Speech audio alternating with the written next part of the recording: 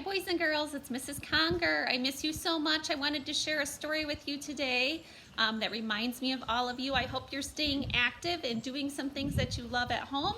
I'm going to read to you today, Froggy Plays Soccer, one funny little book about Froggy. Froggy couldn't sleep. He looked out the window. The full moon was rising. It looked like a soccer ball. Tomorrow's the big game, he said out loud. If we beat the Wild Things, we win the City Cup. In the morning, Froggy was bursting to go. He pulled on his underwear, zap, tugged on his soccer shorts, zeep, snapped on his shin guards, snap, wiggled on his soccer shirt, zlim, pulled on his soccer socks, zoop, and put on his cleats, zup, zup. Froggy, called his father. Froggy's father was the assistant coach. What? Let's go, we'll be late for the game. Froggy flopped outside. Flop, flop, flop.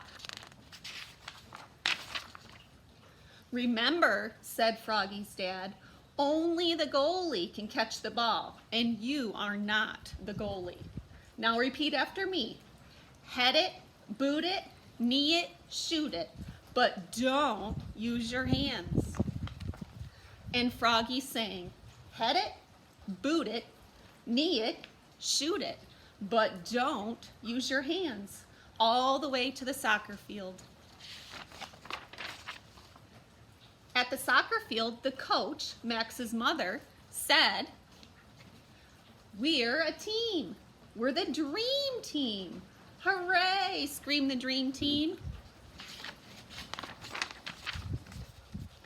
Soon the game was on. Froggy was doing cartwheels. Froggy was picking daisies. Froggy was picking his nose. The ball bounced off his chest. He gave a mighty kick and missed the ball.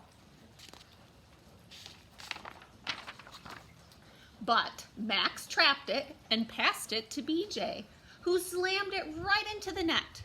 Goal! It was 1-0, Dream Team. Again, the two teams faced off. The whistle blew. The Dream Team charged down the field toward the Wild Things. Froggy was tying his shoe. Froggy's dad was yelling, "Defense! Defense!" The ball hit Froggy in the head, bonk, and knocked him down. He was great at defense. At halftime, the Dream Team held the lead. "Now remember," said Froggy's dad, and they all chanted together, "Head it, boot it, knee it, shoot it, but don't use your hands."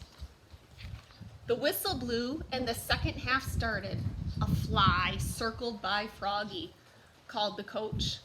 "What? Keep your eye on that?" The ball smacked him in the eye.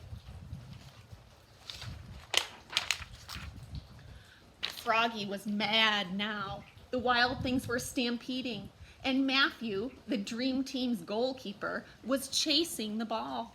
Now the goal was unguarded. This was Froggy's chance. He leapfrogged over Travis. He leapfrogged over Matthew. He leapfrogged over the Wild Things forward, who was firing the ball. And what a save! Froggy caught it right before the net, but uh-oh, he used his hands. "Oops," called Froggy, looking more red in the face than green. He looked so silly. The Dream Team laughed, but not for long. The penalty for using his hands was a free kick at the goal for the Wild Things.